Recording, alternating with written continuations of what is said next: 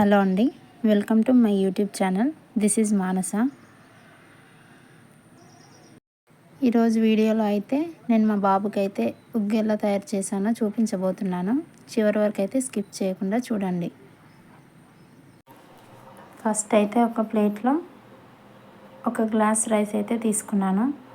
అందులో కొద్దిగా పెసరపప్పు, కొద్దిగా శనగపప్పు, అలాగే కొంచెం కందిపప్పు, మినపప్పు అయితే యాడ్ చేశాను.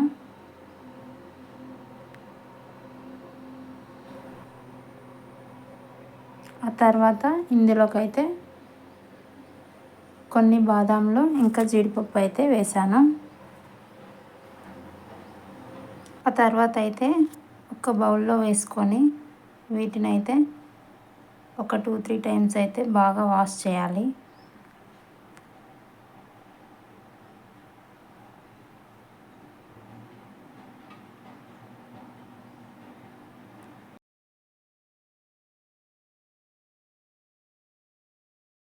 వాష్ చేసిన తర్వాత అయితే ఒక డ్రై క్లాత్లో అయితే ఆరబెట్టాలి.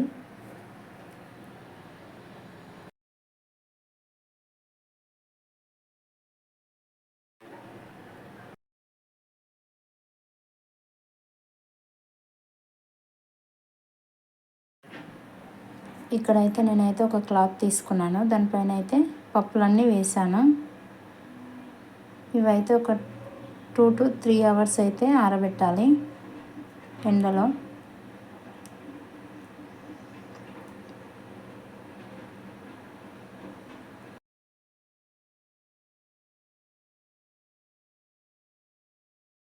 ఈ విధంగా మనం ఇంట్లోనే చేసుకుంటే చాలా ఈజీగా అయిపోతుంది.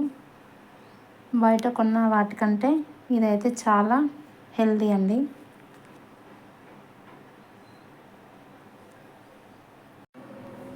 ఇది అయిపోయాకనైతే నేనైతే ఒక కడాయిలోకి తీసుకొని ఈ విధంగానైతే లో ఫ్లేమ్లో లేదా మీడియం ఫ్లేమ్లో పెట్టుకొని 10-15 మినిట్స్ అయితే బాగా వేయించాలి. ఇక్కడ చూసారు కదా, ఈ విధంగా మధ్యలో అయితే కలుపుతూ ఉండాలి.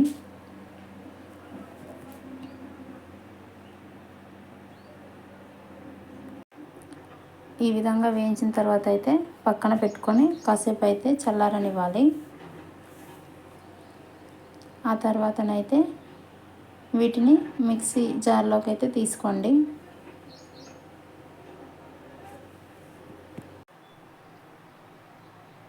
వీటిని అయితే మిక్సీ జార్లో వేసుకున్నాక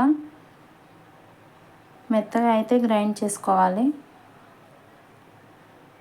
ఇక్కడ చూసారు కదా, ఈ విధంగానైతే గ్రైండ్ చేసుకోండి. ఈ విధంగా గ్రైండ్ చేసుకున్నాక దీన్ని అయితే ఒక బాక్స్లో అయితే స్టోర్ చేసుకోండి. నేనైతే ఈ విధంగానైతే ఒక డబ్బాలో వేసుకున్నాను. చూసారు కదండి, ఈ విధంగానైతే ఉగ్గుని ఇంట్లోనే తయారు చేసుకోవచ్చు. వీడియో నచ్చితే ఒక లైక్ అయితే చేయండి. అలాగే ఇంతవరకు మన ఛానల్ని సబ్స్క్రైబ్ చేయని వాళ్ళు ఉంటే సబ్స్క్రైబ్ అయితే చేసుకోండి.